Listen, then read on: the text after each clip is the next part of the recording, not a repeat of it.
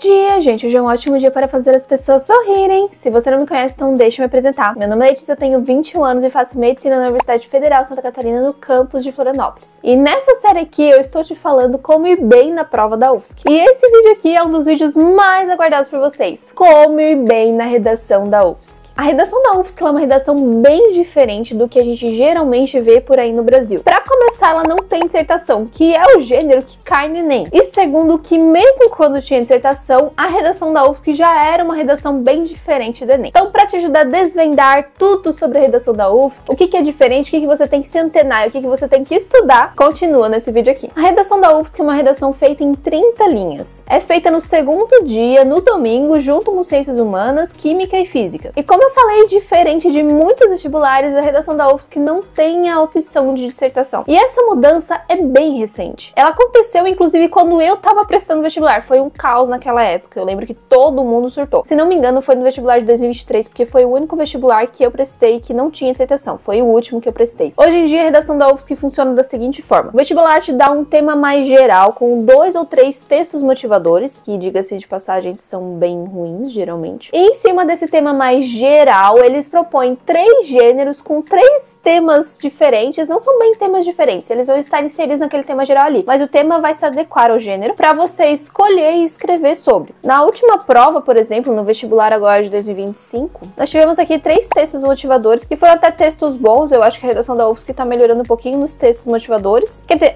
mais ou menos. Um dos textos era só trechos dos livros que a galera já tinha que ler. E nós tivemos 3 gêneros com 3 temas diferentes em cada gênero, se adaptando a esse gênero. Então, por exemplo, na proposta 1, você deveria produzir um manifesto posicionando-se sobre as condições de trabalho contemporâneas. Na proposta 2, você deveria produzir um textão para ser postado em seu perfil em uma rede social com posicionamento sobre o tema as condições de trabalho nos dias de hoje. E a proposta 3, produz uma resenha sobre uma das obras mencionadas no texto 1 desta prova de redação, considerando as condições de trabalho tematizadas na obra. Ou seja, o tema geral era condições de trabalho, precarização do trabalho e o que isso significava no contexto brasileiro. E aí, em cada gênero que eles estavam propondo para você escrever, esse tema se adaptava ao gênero. A redação da UFSC, pelo menos as mais recentes, de uns 10 anos pra cá, não, 10 não, acho que até mais, uns 15, 20 anos pra cá, é sempre assim. Antes da mudança do vestibular de 2023, a UFSC continuava te dando 3 propostas para você escrever, mas uma dessas propostas era dissertação. Era uma dissertação diferente, não vale a pena que eu ficar falando como é que era aquela dissertação, porque eu não creio que a dissertação vá voltar pro vestibular da UFSC, por mais que quando eu falei isso a primeira vez as pessoas não acreditaram em mim, mas eu acho que não é uma tendência a dissertação voltar. Se voltar vai ser em um vestibular isolado. A UFSC não curte muito dissertação, eu já vou explicar por quê. Mas naquela época, a grande maioria das pessoas faziam a dissertação, porque afinal é um gênero que já é cobrado no Enem. Antes da mudança, eu defendia muito que os estudantes não fizessem dissertação e estudassem outros gêneros para fazer os gêneros na prova. Porque a impressão que eu tinha era que a banca era muito mais rigorosa com quem fazia dissertação, justamente porque, primeiro de tudo, era muito fácil você copiar uma dissertação estilo Enem e não é o que eles queriam. Segundo que a UFSC, ela tem uma tradição de valorizar pessoas que pensem fora da caixa na redação, pessoas que tenham ideias diferentes. E afinal, numa dissertação que é uma redação bem engessada, com a estrutura bem fixa, é mais difícil você conseguir sair da caixa. E além de ser mais difícil, quando você faz outro gênero, você já está saindo da caixa, você já está indo contra a maré, porque a maioria das pessoas fazia dissertação. Então eu sempre defendia que o pessoal no vestibular fizesse outros gêneros além da dissertação, e eu mesma seguia essa filosofia. Eu acho que eu bati no meu microfone, desculpa. No vestibular de 2022, eu não fiz dissertação, eu fiz, se não me engano, carta. Vou botar a proposta aqui na tela com o gênero, e eu tirei 8,5. Eu acho que foi carta, porque não era muito meu perfil escrever um manifesto, então eu devo ter escrito carta. O fato é, eu tirei 8,5 e eu não escrevi dissertação. E no vestibular de 2022.2, eu escrevi um diário e tirei 9. No vestibular de 2023, que foi quando não teve dissertação, eu cometi um erro horrível, que me custou a minha nota da redação. Eu tirei 6,5, eu fiz uma crônica, eu já vou contar sobre esse erro pra vocês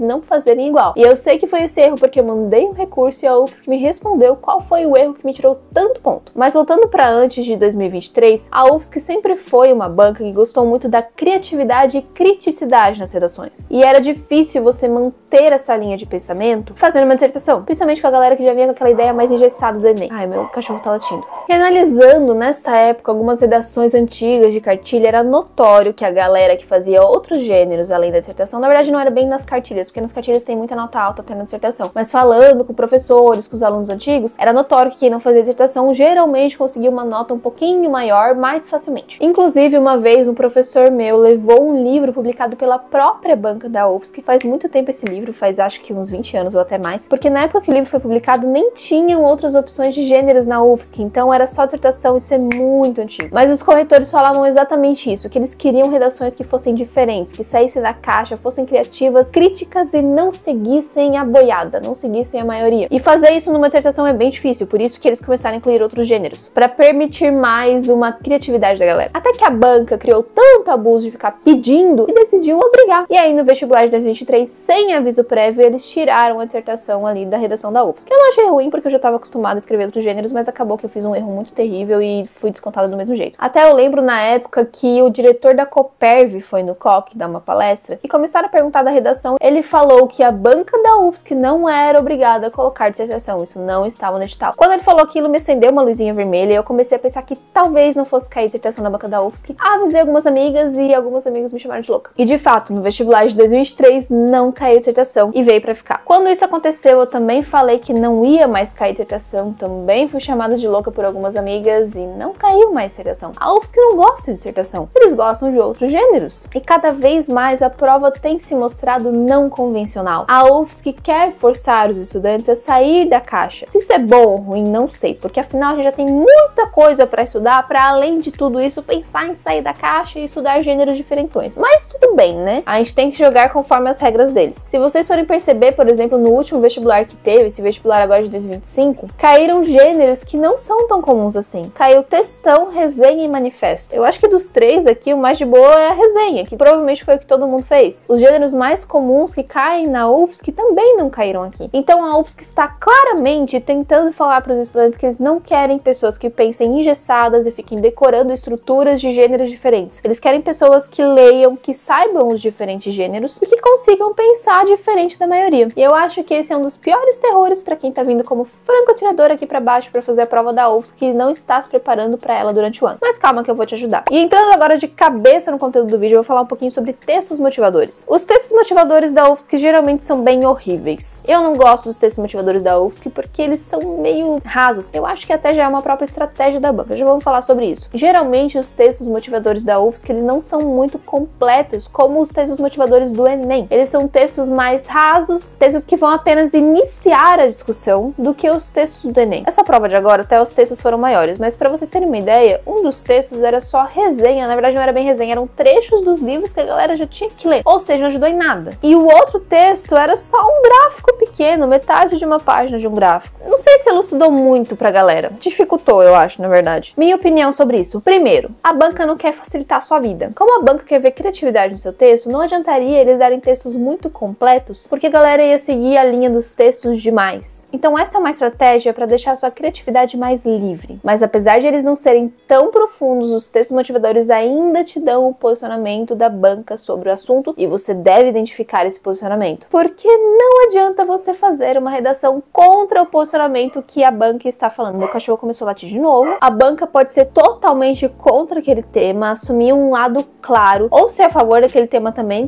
com um lado claro. Foi o caso do último vestibular em que eles deixaram bem claro a opinião deles sobre o assunto e eles queriam que você seguisse na mesma opinião. Ou então a banca pode deixar livre. Um exemplo disso, por exemplo, foi o vestibular de 2022 sobre o agronegócio, se era possível fazer agronegócio sem desmatar. Pelos textos motivadores você percebe que eles não estavam com uma posição bem clara. Nesses casos em que a banca não deixa bem a opinião deles explícita, você pode dar a sua opinião do jeito que você quiser no texto. Não bem do jeito que você quiser, mas pode escolher qualquer lado, não importa. E falando um pouquinho sobre posição, uma opinião que talvez não seja tão popular assim, e que eu sei que vai vir gente me julgar, vai vir professor aqui embaixo comentar, vai falar que é mentira. Alguns professores já falaram isso pra mim, já falaram que era mentira. Eu não gosto de falar isso porque eu notei que não é mentira. E o meu compromisso aqui é com vocês. Eu não estou deixando claro nesse vídeo, como eu já falei em vários vídeos anteriores, qual é a minha opinião sobre isso, porque eu não tenho um canal sobre política. Eu tenho um canal sobre estudos e sobre saúde. Nesses âmbitos eu te dou minha opinião, mas sobre política eu não dou. Não é o foco do canal e eu não gosto de misturar as coisas, porque quando eu tô vendo um vídeo, uma pessoa tá falando sobre educação